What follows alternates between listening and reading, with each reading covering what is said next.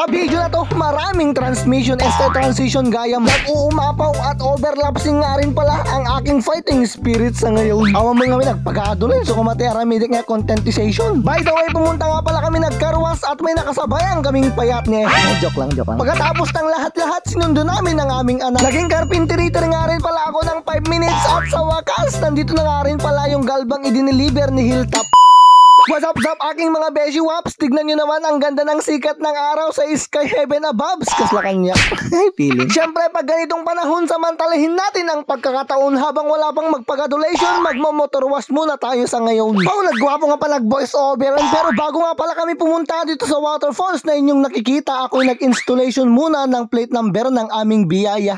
O diba basic? Kasta ating magkikabit. Magkikabit. Okay, back na nga tayo sa ating pagmo-motor wash. Tignan nyo naman ang ganda ng aming water supply. Ang ganda talaga ng aming mini waterfalls. Falls pa rin yung tawag dito. Tignan nyo naman, nahuhulog yung water niya. Pero teka muna, wait, baka tanungin mo kung anong tawag sa'yo pag nahulog ka sa maling tao. Pagiging tungang ang tawag dyan, pero pag hindi mo naagapan, ay panigurado baak ang bagsak niyan. Okay, may excuses cause I'm going to flex my faceness. Diba, nag-prettiness? Yung pimple ang nagdala. Dimple pala ka. Come check this, our biyaya is not stainless, but as you can see, it's sisileng sisilep. Niya ka, no? Meron nga rin palang nakasulat dito na ang sabi, be careful if you are single nowadays, baak is everywhere. Meron nga rin pala kaming nakasabayan, legendary smash din ang kanyang sasakyan. Hindi ko na nga rin pala siya tinagal na binidyohan, baka sabihin LCQ, pa-picture man. For the go, naghasardos nakpaimutunan. Pagkatapos nga naming mag-motor wash, nag-transformer na nga kami. Transformer? Wait lang, transmission, transaction, transgender.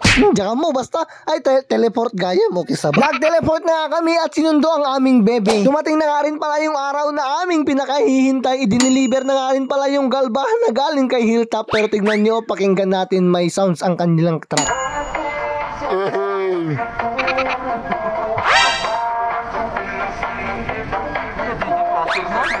Atras na.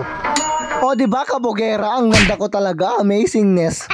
Akala ko nung una wala silang karga, pero meron pala ka, tinakkuban nila para hindi daw mabasa. Medyo nayaw-yawan nga pala sila kasi hindi nila ako matawagan. Syempre vlogger, busy gumagawa ng content. Joke lang. Mega love shoutout nga rin pala sa kanilang boss na si Sir Gilbert Chan at sa tatlong napakababait na nag-deliver. At dahil meron na nga rin pala kaming galba, tara, samahan nyo kami mag-carpenterator. Magpapatayo nga pala kami ng aming ipapatayo kasi kada parbangon yung ano ko yung tumatayo. Ano ba, nakatudo. Grabe na talaga mga beshi waknes ko. Ang dami naming kalat. Pero heto talaga yung pinakagusto kong part. Merienda manin. Sana matapos na namin to within 30 minutes. Ano kaya ang magandang negosyo? Mag-suggest nga kayo. Ihuray ko at i-comment yung alaka standby no biga manina. Nagaduman na ibaga ko. Pero teka muna, wait. Kung bago lang po kayo dito sa page ko, huwag kakalimutang mag-follow. At kung nagustuhan nyo tong video na to, pa-share naman po. I love you today, tomorrow, and yesterday. Hi!